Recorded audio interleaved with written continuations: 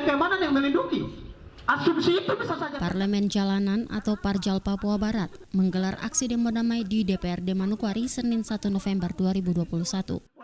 Aksi tersebut bertujuan untuk meminta penjelasan terkait dua peraturan daerah yang sudah ditetapkan namun belum jelas implementasinya. Dua perda itu adalah Perda Manokwari Kota Injil dan Perda tentang minuman keras atau miras. Perda Manokwari Kota Injil sudah ditetapkan sejak 2018, tapi hingga saat ini belum diterapkan karena belum ada peraturan bupati. Sementara Perda miras telah dibatalkan melalui peraturan gubernur sejak tahun 2016.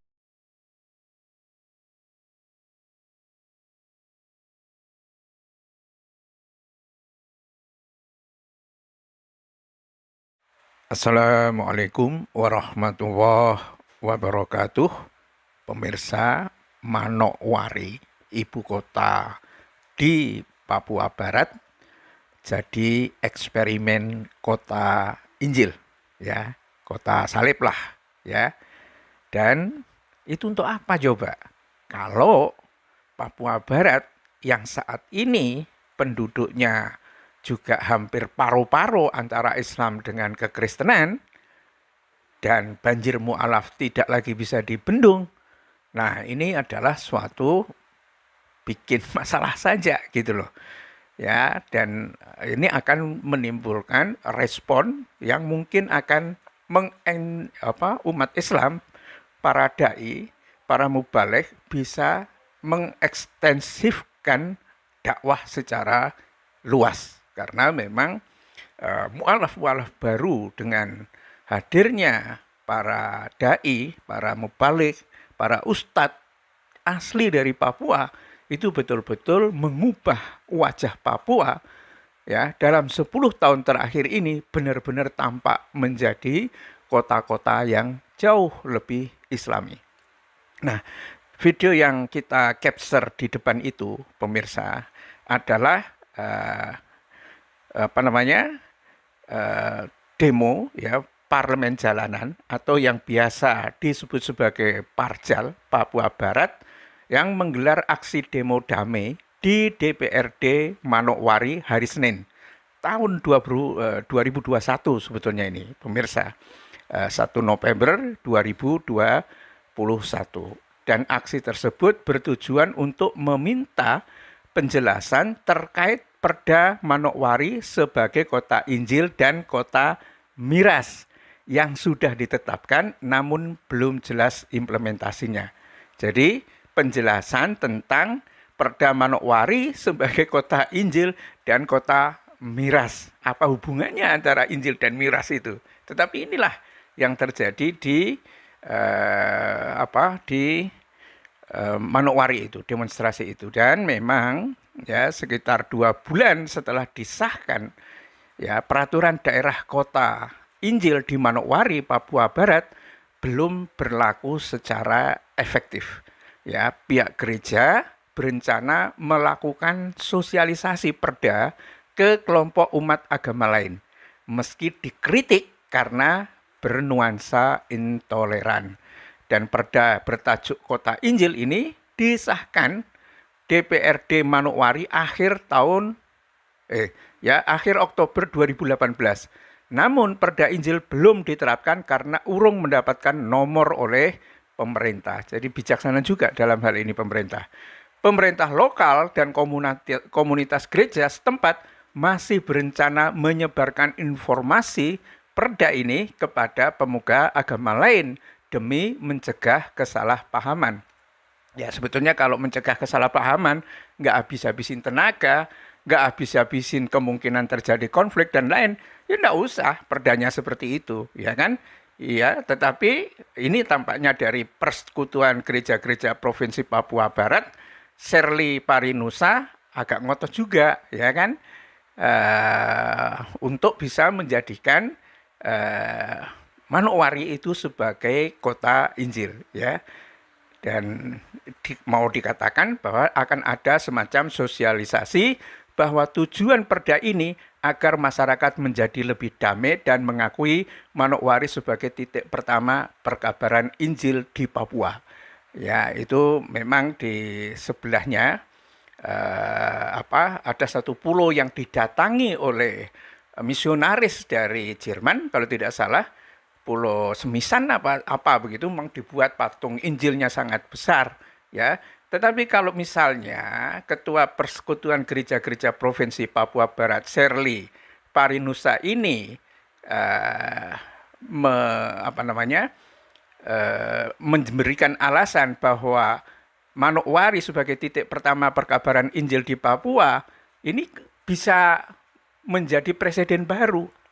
Apa itu? Presiden barunya apa? Loh, tahun 1500-an sekian, jauh sebelum para misionaris datang ke sana, itu Islam sudah banyak datang ke sana. Bagaimana kalau kemudian kota-kota yang ada di Papua Barat itu, yang dulunya adalah kerajaan-kerajaan Islam, itu kemudian juga deklarasi sebagai kota-kota Islam di Papua Barat, ya kan? Dan selalu saja yang namanya perda punya implementasi, ya, bagaimana terhadap hubungan antar agama itu, gitu loh. Nah, sebetulnya nggak usah seperti itu, ya. Tunjukkan saja bahwa kekristenan,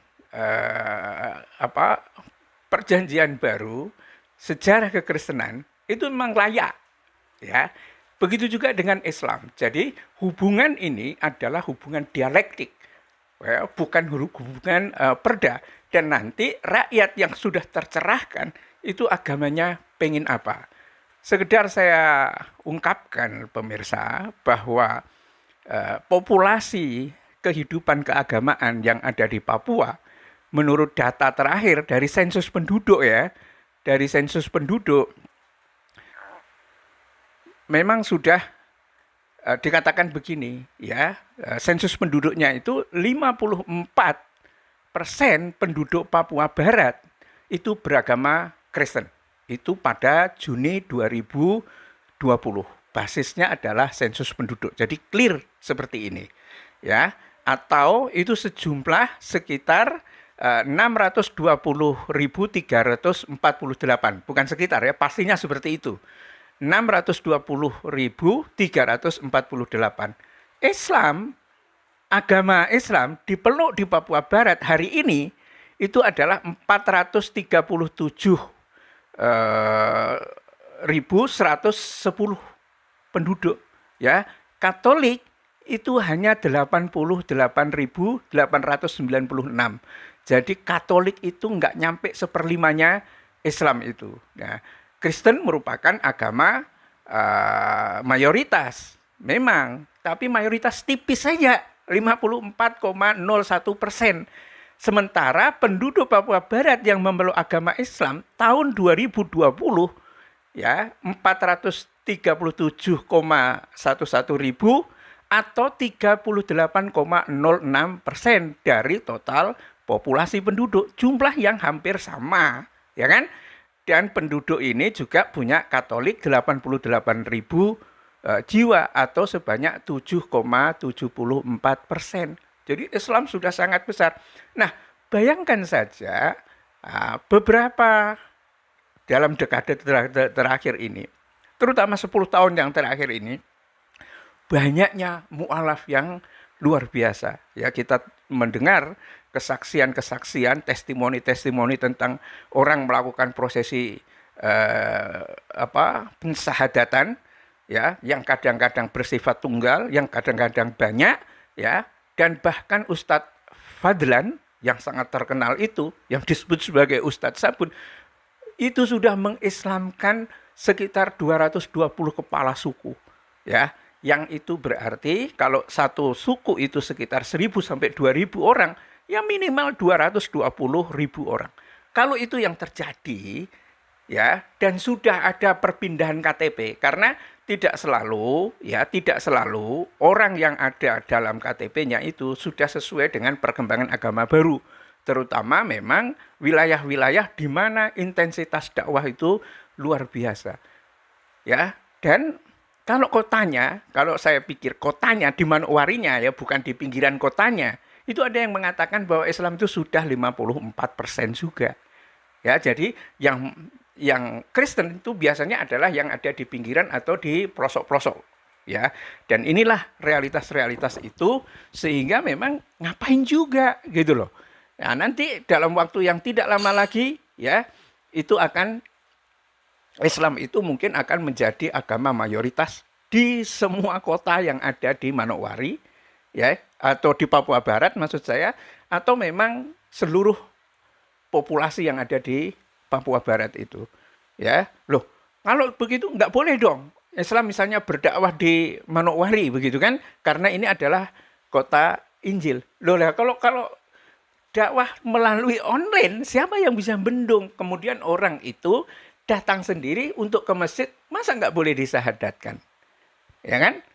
Nah, ini hal-hal yang sangat penting untuk dipertimbangkan ya. Itu beda lah ya, beda dengan Aceh. Aceh itu kalau kan ada juga yang cemburu juga dari kekristenan ini. Ya, Aceh kenapa disebut sebagai kota syariah? Ya, memang 100% penduduknya itu syariah. Kalau ada itu hanya beberapa ratus gelintir ya, bukan ratus ribu. Ya, dibanding dengan penduduk Aceh yang kalau tidak salah itu 4 juta atau berapa, lebih lah. Ya, yang Islam semua. Dan itu pun pendatang rata-rata dari Batak itu loh. Jangan kemudian pertimbangan seperti ini justru menjadi bumerang atau pukulan balik bagi kekristenan itu sendiri. Mungkin sih kita menganggap atau mungkin sih ada alasan terselubungnya itu sebagai bentuk untuk mempertahankan supaya kekristenan itu enggak rontok.